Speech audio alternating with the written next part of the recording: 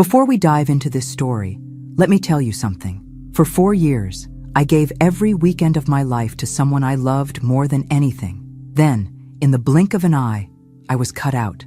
No explanation, no mercy. What came next wasn't revenge. It was truth. It was presence. It was the kind of justice that doesn't need to scream. Stick around. You'll want to hear this. And before we start, let me know in the comments where you're watching from. And don't forget to subscribe. This one's going to stay with you. My name is Margaret Foster. I'm years old, retired, and widowed. I live in a modest house in Richmond, Virginia, the kind of place with creaky porch steps and flowers planted more out of habit than hope. For the last 4 years, every single weekend of my life has revolved around one person, my grandson, Ethan. He came into this world 7 years ago, with a full head of dark hair and the most serious little face you could imagine.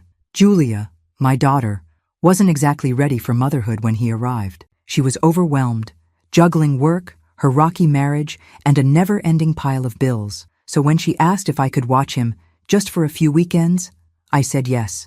I didn't even think about it. That was all it took. Those few weekends turned into 4 years. Every Friday evening, I'd pick Ethan up from daycare. We'd bake cookies, mostly chocolate chip because that's what he loved. We watched movies, built pillow forts.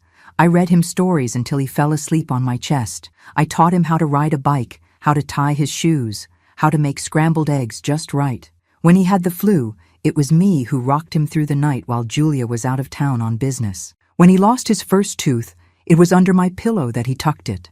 I was the one who saw him first thing Saturday morning and kissed him goodbye every Sunday night. I didn't do it out of duty.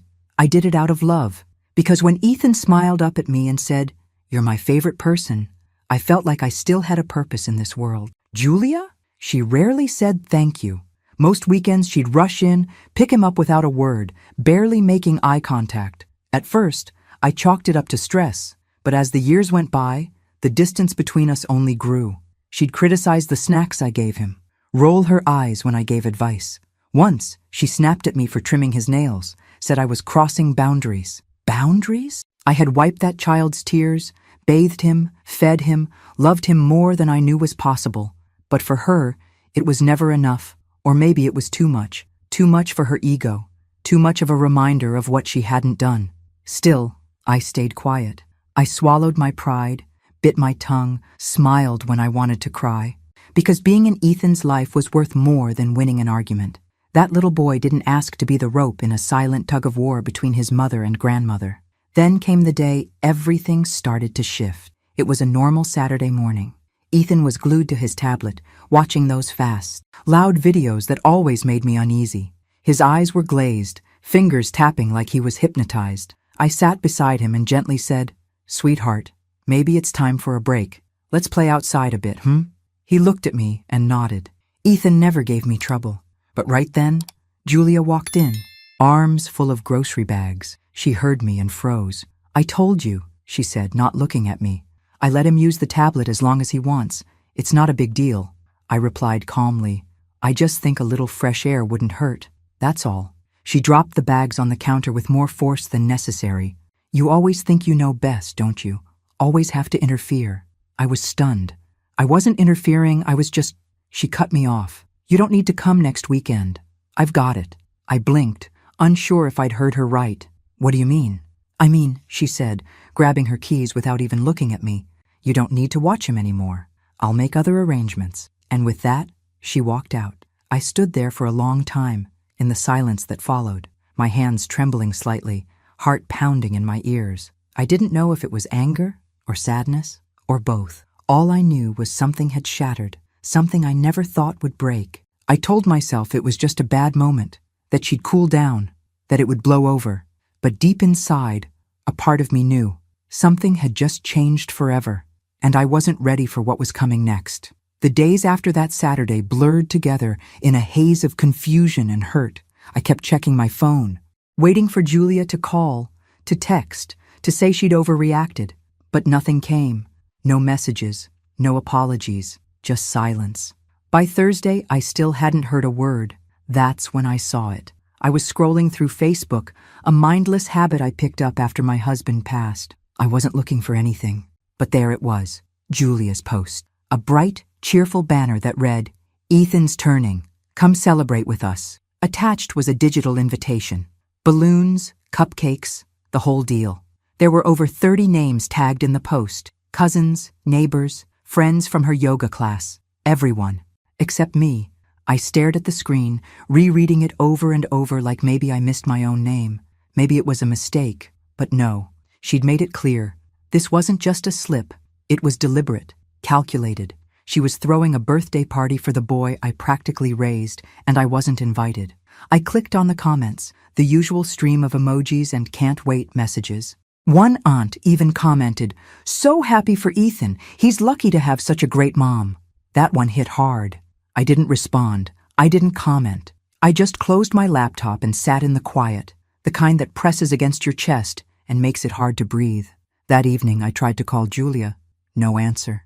I left a message. "Julia, please, can we talk? I don't understand what's happening." She didn't call back. I called again the next day. This time she answered. Her voice was flat. "What is it, Mom?" "I saw the post," I said. "You're really doing this without me?"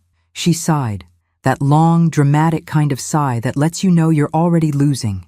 "I told you. I need some space. We're just keeping it small this year. Close friends. No stress." "No stress?" I laughed, but it came out bitter. "I've watched Ethan every weekend for 4 years, Julia. I changed his diapers. I held him when he had night terrors. And now I'm not close enough to be at his birthday?" She didn't answer right away. Then, quietly, she said, "Mom, I think we need boundaries. You don't always respect how I do things." My mouth went dry. "So this is punishment?" "It's not punishment. It's a decision," she said, and then added, "Anyway, I have to go." And just like that, she hung up. I stood in my kitchen, phone in hand, feeling like I'd been slapped across the face. Boundaries? I had spent the last decade tiptoeing around every word, every opinion, just to stay close. I had bent myself in half to keep peace, and now I was being erased. I didn't cry. Not yet. Instead, I started thinking. I thought about all the mornings I woke up early to pack his bag, all the school projects I helped with, all the times I canceled plans, pushed through pain, ignored my own needs to be there. I thought about the look on Ethan's face when he used to run into my arms, calling me Mimi, like it was the most natural thing in the world. And now, in the eyes of his mother, I was an outsider. That night, I sat at the edge of my bed, the room lit only by the soft glow of the bedside lamp.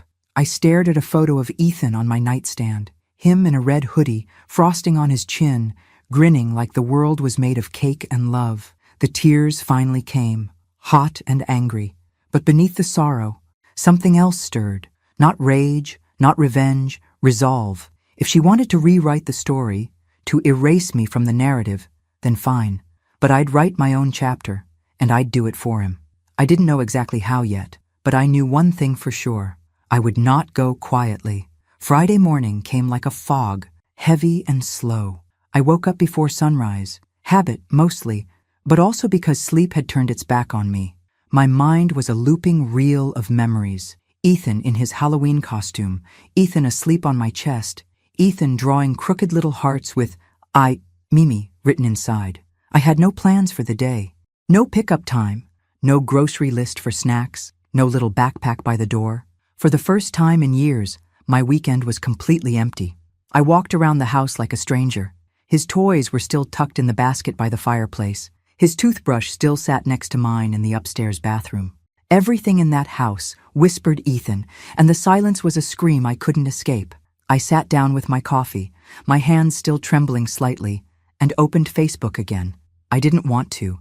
I knew it would hurt, but something in me needed to see it. The party plans were unfolding in real time.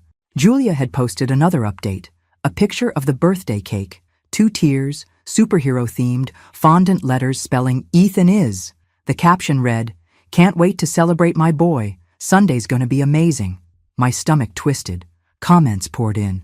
"Looks delicious. He's growing up so fast. Best mom ever." I didn't belong in that world anymore. The one where my daughter was a loving parent and I was just background noise, forgotten. At some point, I checked the list of people tagged again. Friends, family. Even my neighbor Ruth was going. Ruth, the woman I gave my casserole recipe to. the one who came over for tea after her surgery. She hadn't even mentioned it. And me? Still not a single word, not a message, not even a polite excuse. I was being erased, not just from the event, but from my own family's story. So I did what I always do when the pain gets too loud. I cleaned. I scrubbed the kitchen floor until my knees ached, washed every dish, wiped down every counter, rearranged the books in the den by color, then by size, polished the picture frames. That's when I saw it. On the shelf in the hallway, between two ceramic birds Ethan gave me for Mother's Day, was a framed photo of us at the zoo.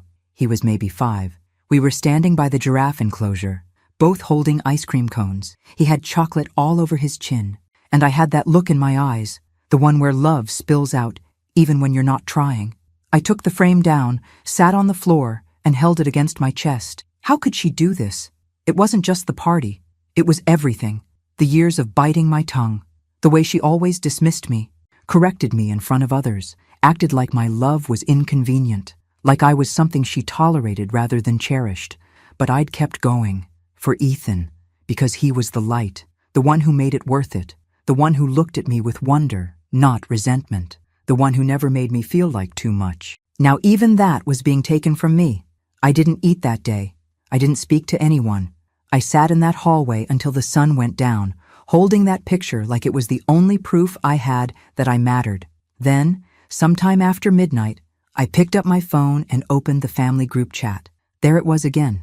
More chatter about the party. A cousin asking what time to show up. Someone else offering to bring extra chairs. Still nothing to me. I typed a message, fingers shaking. Thanks to everyone who's going to Ethan's party on Sunday. I won't be there. I wasn't invited. Then I hit send. It was the quietest scream I'd ever let out. No one replied. Not immediately. Not for hours. But I'd said it. I'd stopped pretending. And for the first time in a long, long time, I felt the tiniest flicker of something I hadn't felt in years. Anger, clarity, strength. I was no longer just a forgotten grandmother. I was a woman who had been hurt, deeply, and who had finally decided to stop swallowing the pain.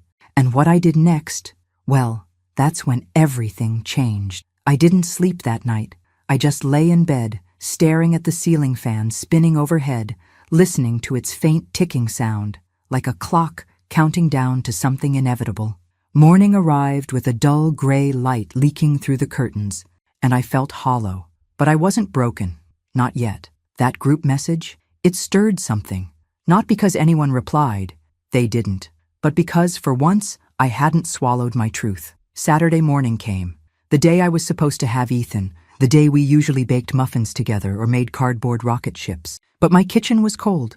My living room quiet. I tried to distract myself. I turned on the TV but couldn't follow a single word. I made toast and let it go cold. I watered the garden, then sat on the back steps for over an hour, just watching the breeze move through the trees. It wasn't until I went inside that I saw it. A missed call from Ruth. I stared at it, unsure whether I had the energy to listen. But I tapped the voicemail anyway. Hey, Margaret, I saw your message. I didn't realize you weren't invited. I just assumed. She paused. I'm sorry. If I had known, I wouldn't have. Anyway, if you need anything, I'm here. She sounded uncomfortable. Guilty, but not enough to back out of the party. The message didn't hurt me. It confirmed what I already knew. People prefer to stay comfortable, even if it means siding with silence over truth. That afternoon, I went up to Ethan's room, or as much of a room as he had in my house. It was really a corner of the guest room. A small bed with dinosaur sheets, a lamp shaped like a rocket, a basket of well-loved toys. I sat there and let the memories come. Ethan brushing my hair with his tiny fingers. Ethan telling me I was better than Santa. Ethan falling asleep with his hand in mine. I thought I'd feel sad, and I did. But something else was there now, rising slowly, like smoke curling up from a steady flame. I realized I had a choice. I could continue to let Julia dictate my role in Ethan's life, treat me like a side character in a story I helped write, or I could remind everyone exactly who I was, not with bitterness, not with cruelty, with truth, with love, with presence. I stood up, wiped my eyes, and went to my desk. I pulled out a notebook and started making a list. A very specific list. Decorations, cupcakes, a venue. I knew Ethan's favorite theme. I knew which flavor of cake he liked. I knew his friends, his little cousins, the songs he loved to dance to. And I knew that his birthday was not just a Sunday on Julia's calendar. It was a celebration of a life I had poured my heart into. So I made a plan. I would throw him a birthday party. Not a protest, not a tantrum, a celebration. One day earlier. One day before the real party. One day that would remind everyone, and especially Ethan, that I had been there all along. But I wouldn't tell Julia. This wasn't about her. This was about showing Ethan, and myself, that I hadn't disappeared, that I wouldn't be erased. That night, I called the church down the street, where Ethan had once sung in the Christmas play. They had a small community hall. I'd helped with bake sales there. I knew the coordinator, Helen. She answered on the second ring. "Margaret," she said, surprised. "What can I do for you?" "I need a favor," I said, voice steady. "I want to book the hall for a birthday party. Tomorrow." She hesitated. "That's short notice."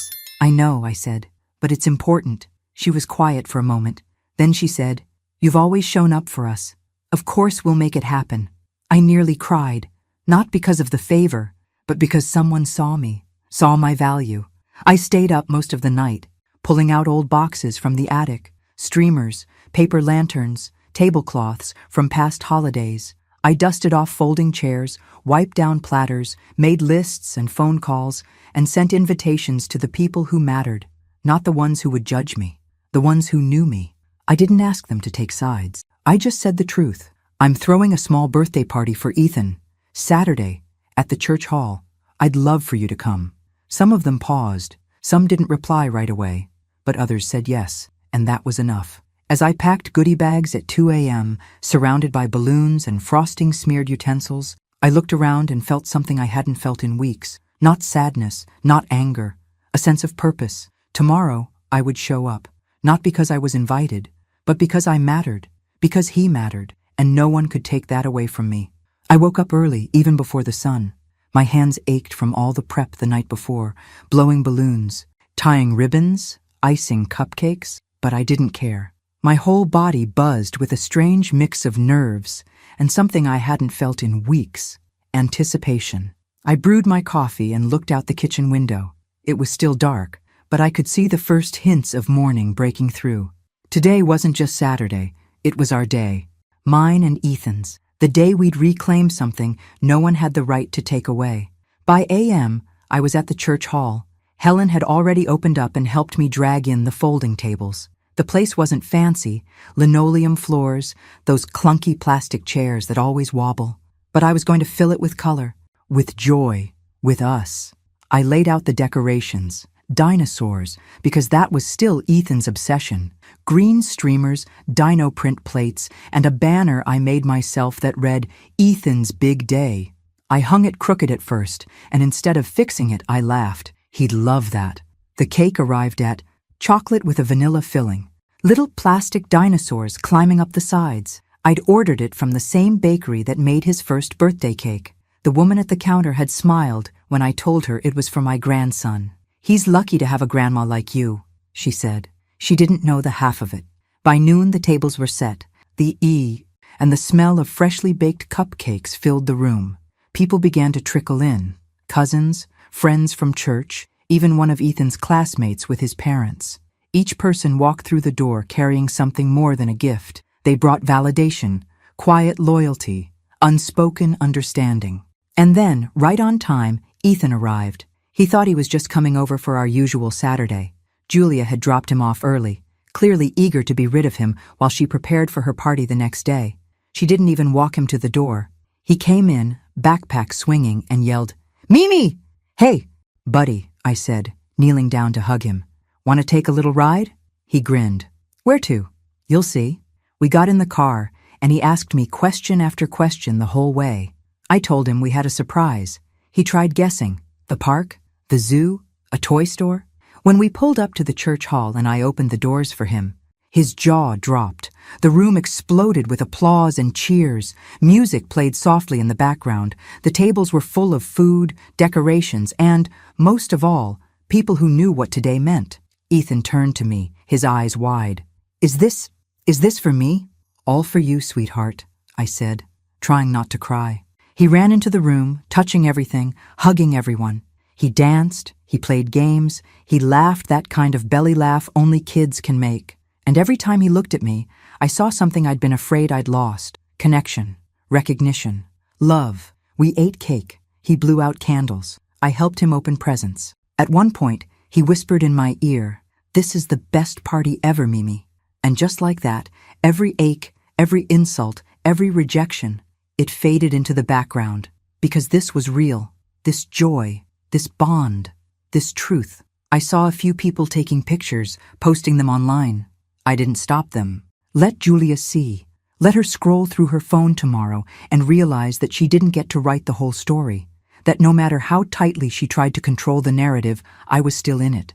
Not because I demanded it, because I earned it. Later, as the guests said their goodbyes and the hall quieted down, Ethan came over with a piece of cake in his hand. "Do I get 2 birthdays now?" he asked, half serious. I smiled. "Well, this one's special. This one's just for us." He nodded and leaned his head against my arm. I held him close, breathing in the moment. I didn't know what Julia would say when she found out. I didn't know what would come next. But right then, with Ethan in my arms, surrounded by the people who mattered, I felt whole again. I had shown up. I had reminded the world, and myself, who I was. And nothing would ever take that away. I barely slept that night, but for the first time in weeks, it wasn't from pain. It was from peace. A quiet kind of satisfaction hummed beneath my skin. I had done it. I had given Ethan the kind of day he deserved, and I had reminded myself that I wasn't invisible. But the silence that followed the party was thick and heavy, like the air before a storm. Sunday morning, I sat at the kitchen table with a cup of lukewarm coffee and waited. I knew Julia would find out. The photos were already making their way through the family circle. Smiling faces, a dinosaur cake, Ethan holding a balloon in each hand, beaming like he had no idea what kind of emotional battlefield surrounded him. I wasn't sure how or when the explosion would happen, but I knew it was coming. It happened just after noon. I was putting away dishes when the knock came, hard and fast, no rhythm to it. My heart kicked in my chest before my feet even moved. When I opened the door, Julia was standing there, arms crossed, eyes sharp. "You threw him a party," she said. It wasn't a question. It was an accusation. I took a breath. "Yes, I did." Her mouth twisted. "Behind my back? Without asking me?" I stepped aside and motioned for her to come in. She didn't move. "I'm not here for coffee, Mom." "I didn't offer," I replied. Quieter than I expected. She stared at me, jaw tight. "You completely overstepped. That was my party to throw."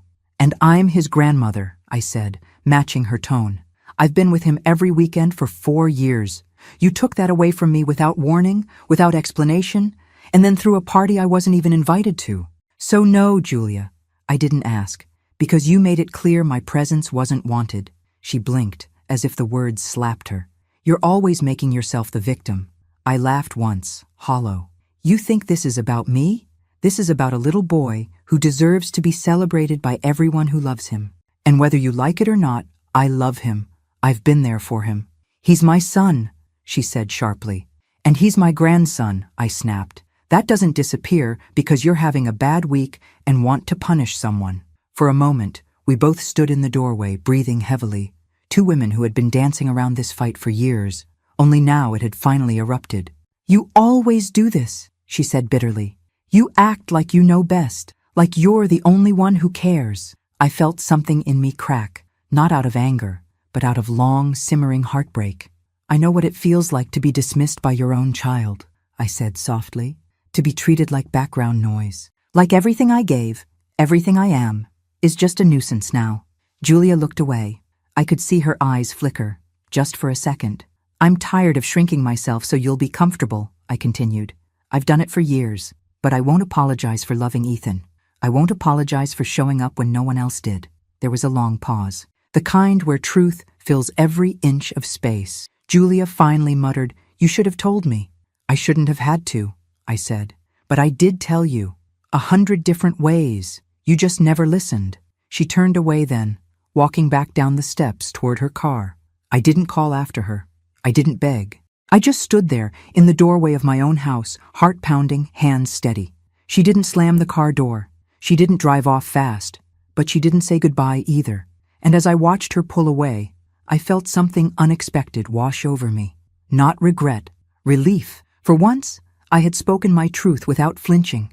I didn't know what would happen next, if she'd try to retaliate, if she'd keep Ethan from me, if this would be the final wedge between us. But I knew one thing for sure.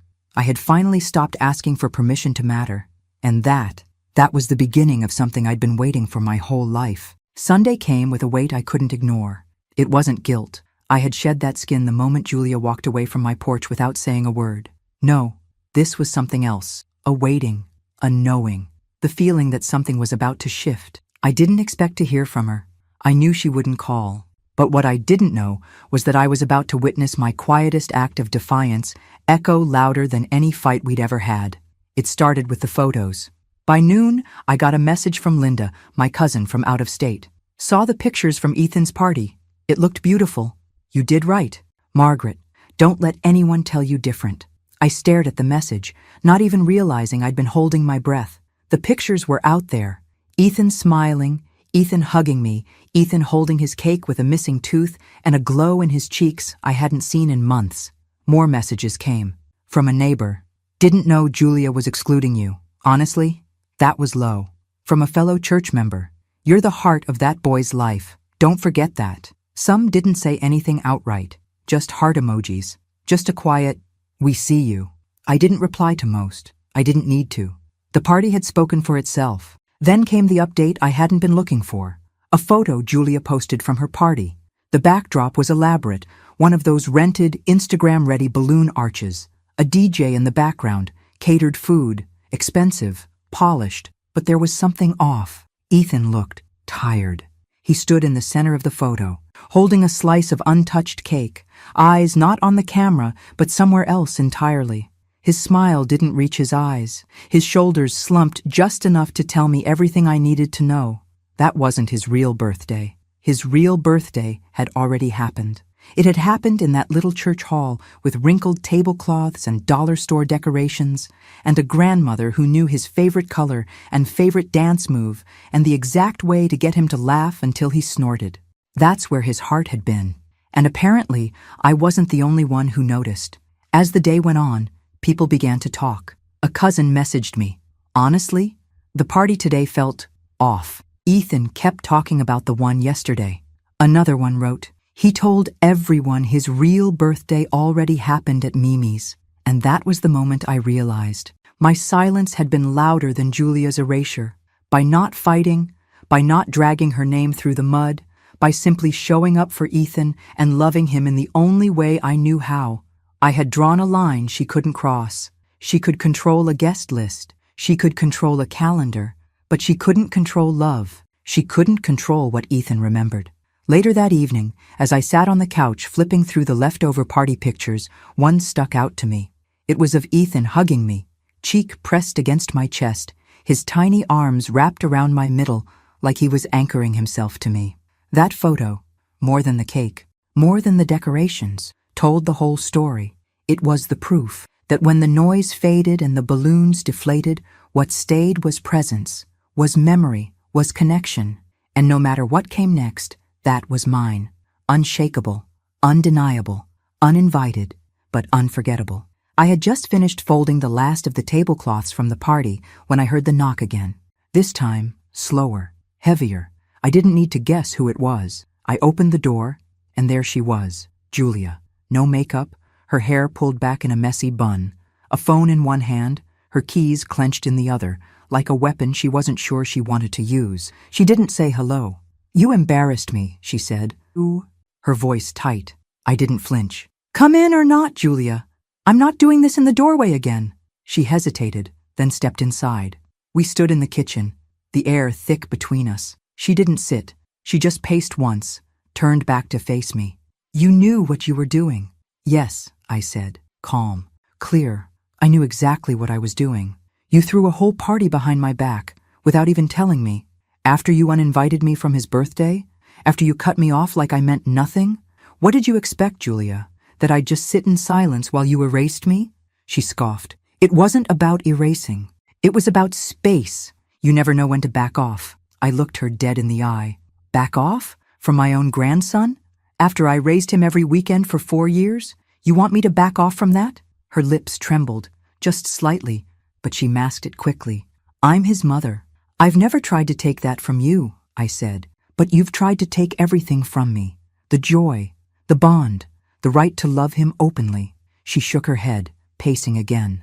You always make yourself the victim. No, I said. I stayed quiet for years. You think I didn't hear every eye roll, every dismissal, every time you corrected me in front of people like I was some old woman who couldn't be trusted? I let it go because I thought, it's not worth the fight. I'll keep the peace. I paused. My voice dropped. But this time, Julia, you crossed the line. You took something sacred and used it as a weapon. You turned Ethan's birthday into punishment. Not just for me, for him. She opened her mouth. But I held up a hand. No, I said. It's my turn. I walked over to the counter, picked up a framed photo of Ethan holding the little dinosaur figure from the party. I placed it in front of her. He told me it was the best day of his life. Julia stared at the photo, arms tightening over her chest. You humiliated me, she whispered. No, I said.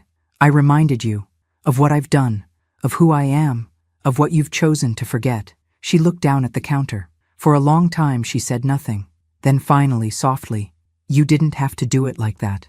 I didn't want to do it like that, but you gave me no other choice. The silence between us felt like years. And then, the most unexpected thing happened. She looked up at me, her voice low. He wouldn't stop talking about it. Your party, he said. He wished you were at mine. I swallowed hard. My throat burned. I know. For the first time, her shoulders sagged, just a little. The fight in her eyes dulled. She leaned against the counter like her legs couldn't quite hold all the weight anymore. Do you know how hard it is? She asked, barely above a whisper. Being a mom?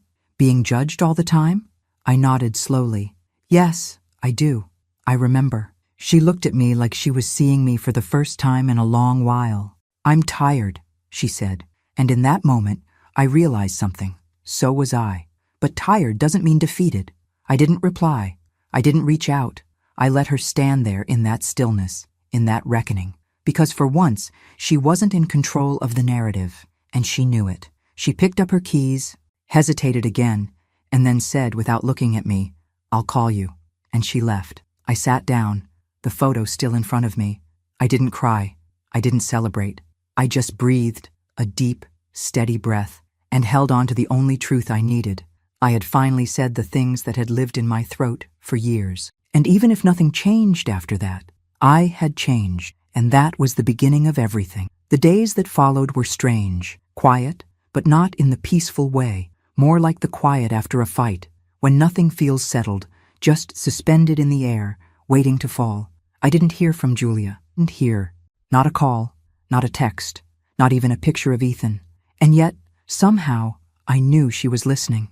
The family group chat had gone silent. No one said a word. It was like everyone was waiting to see who would speak first, and no one wanted to take sides, or maybe they already had. I didn't push. I didn't reach out again. Instead, I focused on what mattered. I printed the photos from the party, framed a few for Ethan's room in my house. I cleaned up the decorations, folded the leftover napkins, tucked the dino-themed plates back into a bin labeled Ethan's stuff. Because despite everything, I still believed he'd be back. Maybe not next weekend, maybe not the one after that. But one day, I had to believe that. Then came the ripple. It started when Claire, my niece, called me. She'd been at both parties. Hey, Aunt Margaret, she said, unsure. I just wanted to say, I think what you did was brave. I sat down slowly. Brave? Yeah. I mean, people are talking. But I was there. I saw Ethan on Saturday. He was happy. Not just birthday cake happy, like full heart, light in his eyes happy. I didn't know what to say. And Sunday, she continued, he just wasn't the same. He looked tired. He told me I already had my party with Mimi. He said it like that one was real. You know? My throat tightened. Thank you for telling me that. More calls trickled in. Some texts, a message from a friend at church. That little boy adores you. Don't let anyone try to rewrite that. People weren't just taking sides. They were remembering. And Julia? She couldn't hide from that. I didn't want revenge. I didn't want her shunned or shamed. But I wanted the truth seen. I wanted the record set straight. I wasn't some bitter grandmother acting out of spite. I was someone who had been there, who had shown up, who had been pushed aside because it was easier than facing what I represented. Love that never left. A mirror that showed her what she didn't want to see. Later that week, I ran into one of Julia's friends at the grocery store. The awkward pause in her smile said everything. She finally said, "I didn't know what was going on. I just thought maybe you were traveling or something." I smiled, but it didn't reach my eyes. "No, I was here, just not invited." She looked uncomfortable. "Well, the party was nice." "Nice," I repeated. "That's something." She hesitated, then added, "Ethan wouldn't stop talking about your party." And that was it. That was the pattern. No one could say what they were really thinking. Not to Julia, at least. But they were starting to see the story differently. The narrative she tried to control was slipping. And not because I fought her. Because I simply lived my truth out loud. And Ethan? He was the loudest part of it.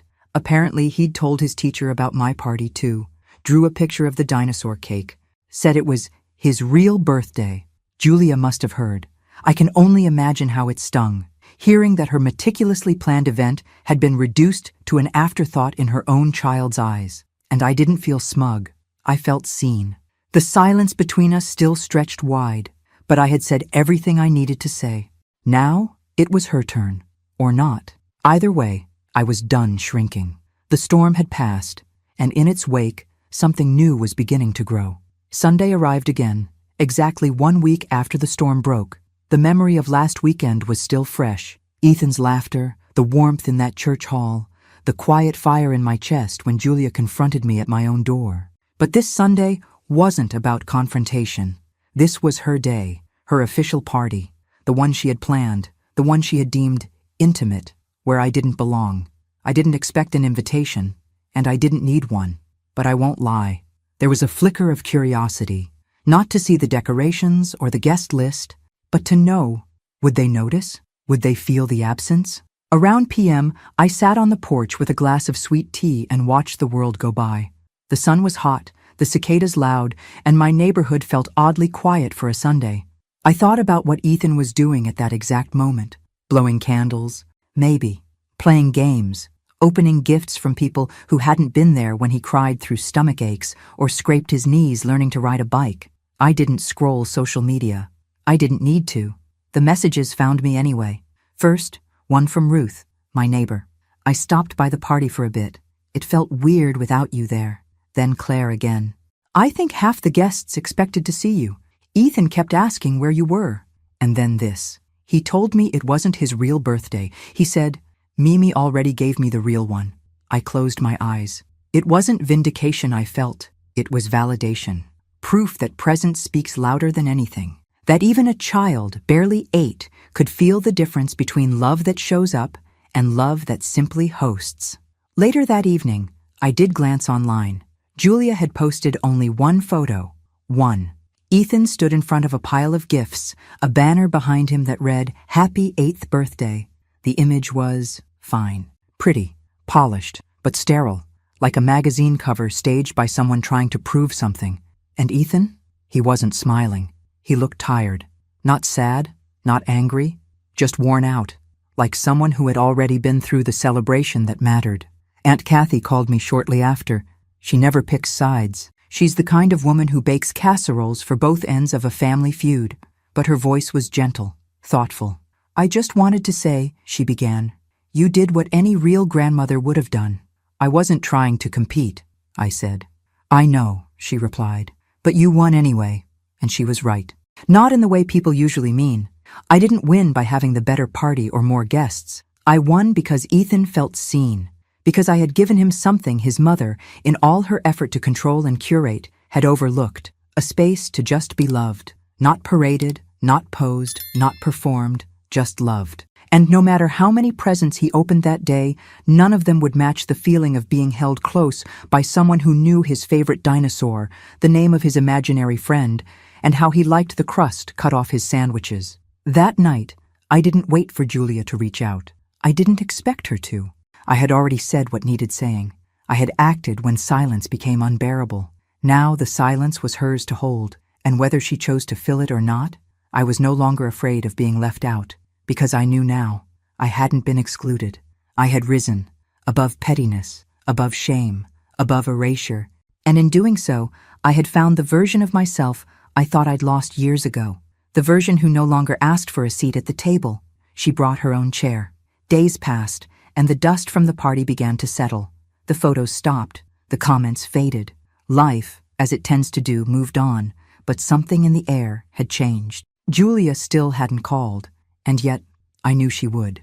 It was Tuesday afternoon, cloudy and quiet, when the phone finally rang. I stared at the screen longer than I should have, her name glowing like a challenge. I picked it up. "Hi," she said, her voice small. "Hi." A pause, a deep one, the kind filled with all the words we'd never said. "Can we talk?" she asked. I didn't hesitate. "Yes." She came by that evening. No Ethan, no car seat in the back, just her, alone, walking up my porch steps like she wasn't sure if she'd be let in. I opened the door and stepped aside. This time, she didn't linger on the threshold. She walked in and sat at the kitchen table, the same place where, just a week ago, she stood and accused me of betrayal. But this wasn't that woman. This was someone softer, smaller, tired. I sat across from her. The silence stretched again, long and delicate. She broke it first. "Ethan misses you." I nodded slowly. "I miss him too." She looked down at her hands, turning her wedding ring around her finger like it held answers. "I don't know why I did it," she said. "I was just angry. I don't even know at what." "You were angry at me," I said gently. "Yes," she admitted, her voice cracking. "But it wasn't about the tablet, or even the party. It's like, you're always there. You always were there. And it made me feel like you weren't," I offered. She looked at me, tears brimming. "Yes." I let that sit. "Do you know what it's like?" she continued. "To be the mom, but feel like the second choice?" The question hit me in the gut. I'd never heard her say anything like that. "Never. I never wanted to replace you," I said quietly. "I only stepped in where there was space. I didn't do it to take over. I did it because he needed me. Because you needed me." "I know," she whispered. "And I think I resented you for it, even while I needed you." She wiped a tear away, embarrassed. "I've been so angry at myself for not being more present, for not knowing how to be the kind of mother I thought I should be. And every time Ethan came home talking about you, it just reminded me." "That you weren't enough?" I asked. She nodded. I reached across the table, slowly, carefully, and placed my hand over hers. "Julia, you were doing your best. I saw that. I never judged you. Not once." Her lip quivered and she looked away. "But you judged me," I said softly. "You punished me for loving him too well. That broke something." She sobbed then, not loud, not dramatic, but deep, the kind of cry that comes from years of unspoken guilt, of trying to hold it all together, of being a mother who never stopped fearing she wasn't enough. "I'm sorry," she said through the tears. "I was wrong about everything. You didn't deserve that." And in that moment I felt the ice inside me melt, because for the first time Julia wasn't just speaking, she was listening. I squeezed her hand. "I don't need perfection from you," I said. "I never have, but I do need honesty. I need respect." She nodded, still wiping at her cheeks. "And I need Ethan to grow up knowing that family means presence, not pride, not power," she whispered.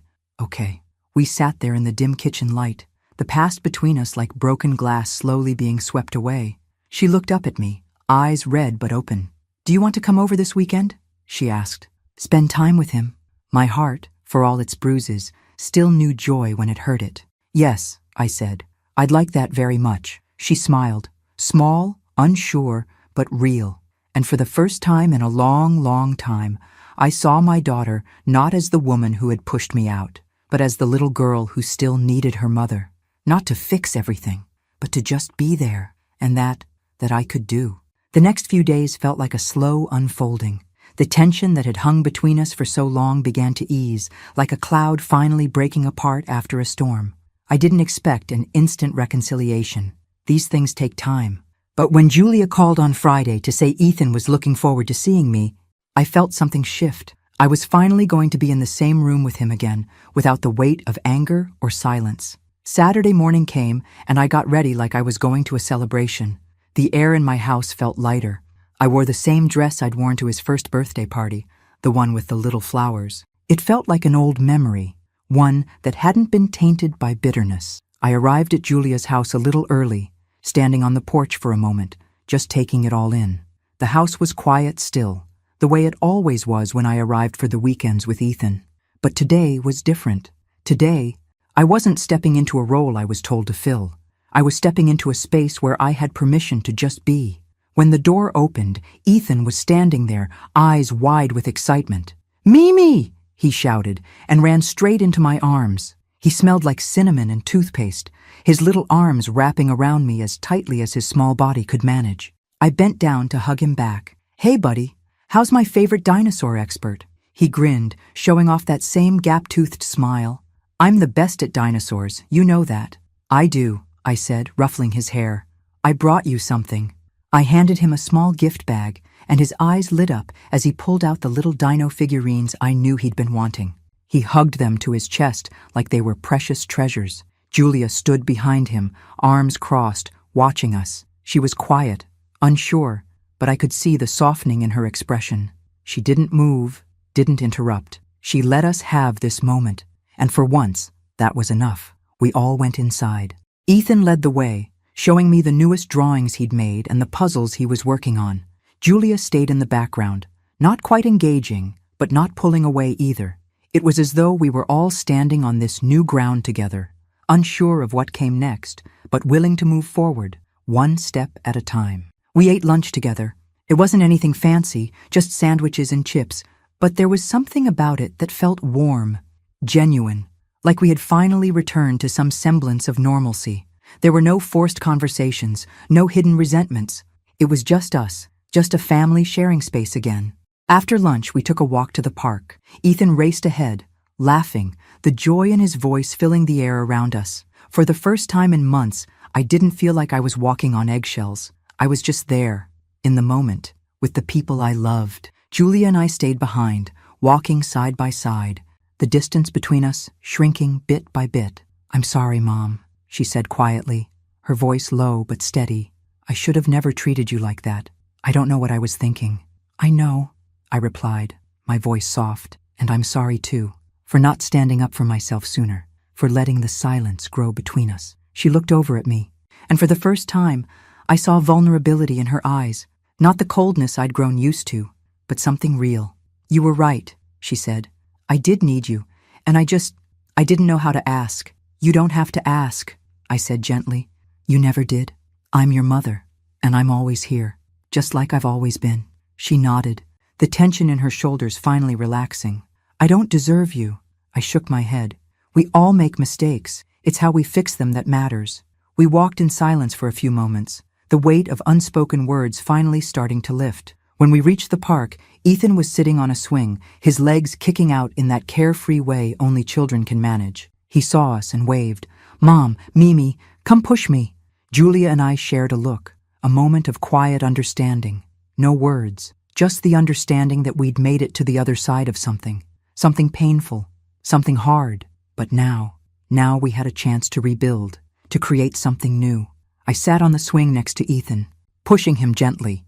He laughed, arms stretched wide, calling out, "Higher, Mimi, higher!"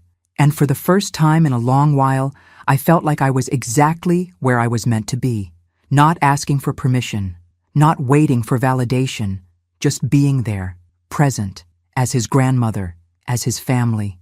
Julia stood by the park bench watching us. She didn't need to say anything more. The past few weeks, the tension, the hurt, had finally been said, finally been felt, and now we were moving forward, not as perfect people, but as real people, trying to do better, trying to heal. The swing creaked beneath me, the wind rustling the trees, and for the first time, I realized that sometimes the most beautiful things aren't the loudest or the brightest. They're the quiet moments of connection, the slow shifts in relationships, the moments that pass without fanfare, but leave you feeling like you've come home. And as I pushed Ethan higher, his laughter filling the air, I felt it. I had my family back. Thanks for listening. Don't forget to subscribe and feel free to share your story in the comments. Your voice matters.